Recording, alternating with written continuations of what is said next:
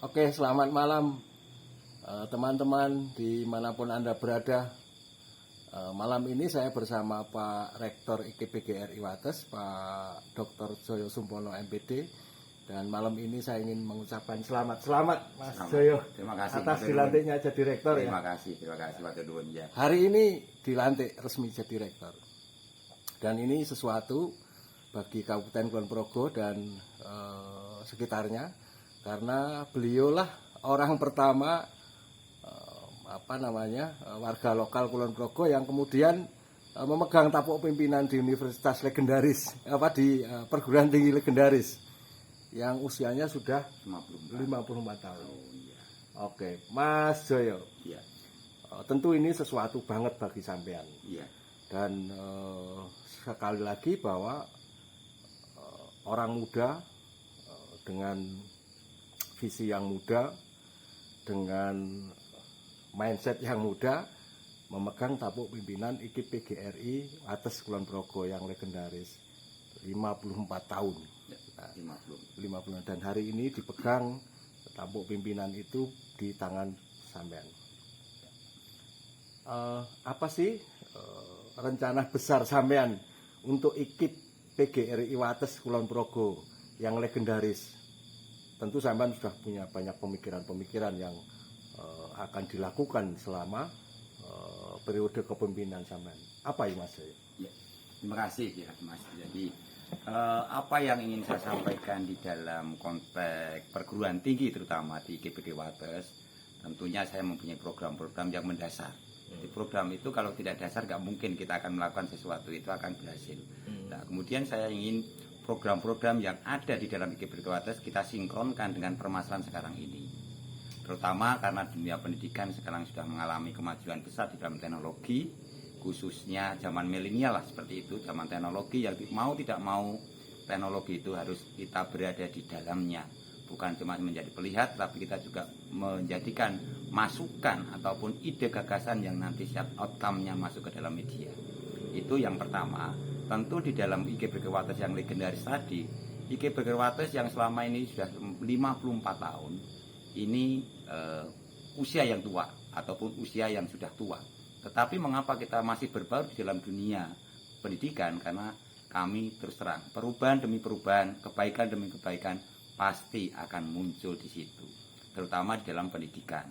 Nah, program saya yang pertama, IKPGRI Wates akan menjadikan suatu tempat tempat untuk anak-anak generasi penerus bangsa menjadi seorang pendidik yang plus, atau bisa saya katakan di sini adalah goal plus.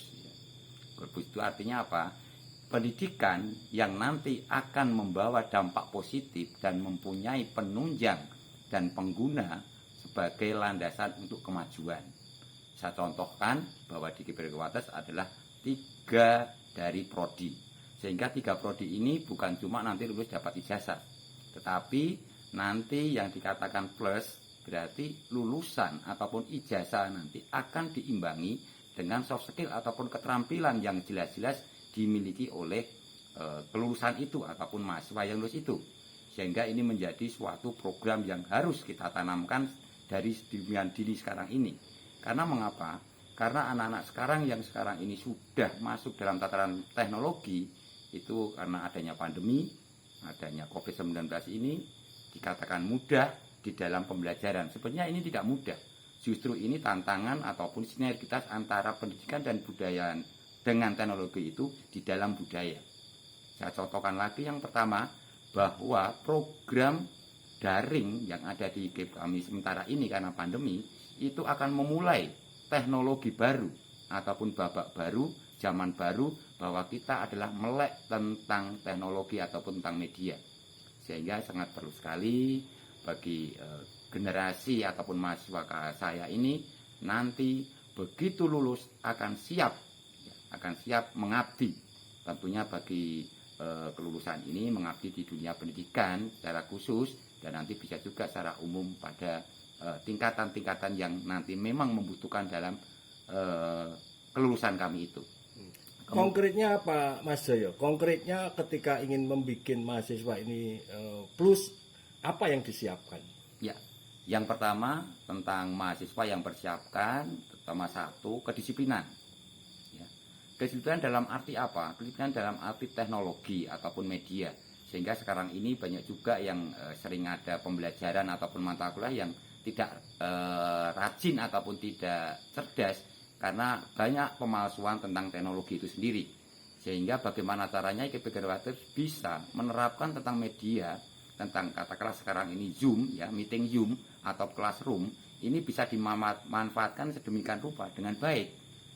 Programnya bagaimana? Programnya bahwa kampus kami itu kan menyediakan tentang sarana prasarana untuk kegiatan belajar mengajar ataupun perkuliahan dengan seefektif mungkin. Itu yang pertama. Kemudian programnya itu jelas. Nanti mahasiswa akan mengapu setiap mata kuliah itu akan dimasukkan dengan pendidikan karakter, dengan pendidikan Pancasila, ya, kewarganegaraan. Walaupun dengan prolog oleh setiap dosen dalam mengapu, pasti itu akan masuk.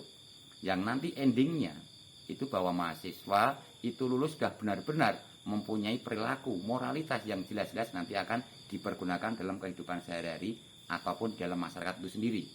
Itu yang pertama. Kemudian dari kami juga mempunyai program bahwa ada semboyan, ya, tekad bahwa kita menjadi kampus yang berbudaya dan bermartabat. Nah, intisarinya bagaimana? Intisarinya bahwa berbudaya itu bukan semacam kita menunjukkan fisiknya, tetapi kita juga bisa menunjukkan bagaimana roh-roh yang ada di dalam karakter itu sendiri ataupun di dalam perilaku kita sendiri. Sehingga berbudaya mulai dari sivitas akademik, kemudian mulai dari lingkungan setempat, lingkungan ataupun daerah-daerah lain, kita mempunyai ciri khas sendiri berbudaya. Itu sebagai salah satu wadahnya.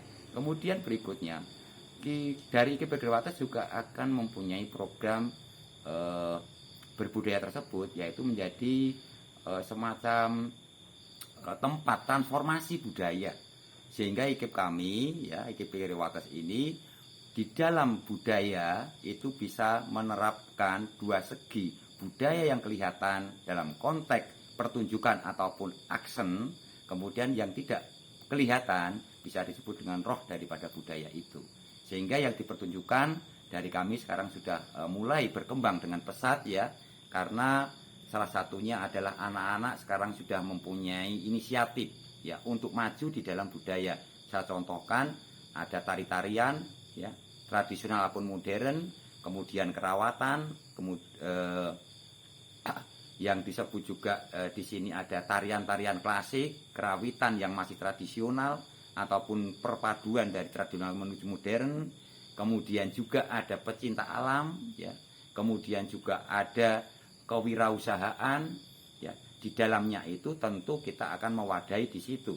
Dan sampai saat ini bahwa program saya, program kami, ya, selama 2 tahun ini jelas sudah terbukti bahwa kami bisa menunjukkan anak-anak peserta didik ataupun mahasiswa kami bisa go, ya, bisa keluar untuk menunjukkan sesuatu itu di dalam publis ataupun di dalam masyarakat.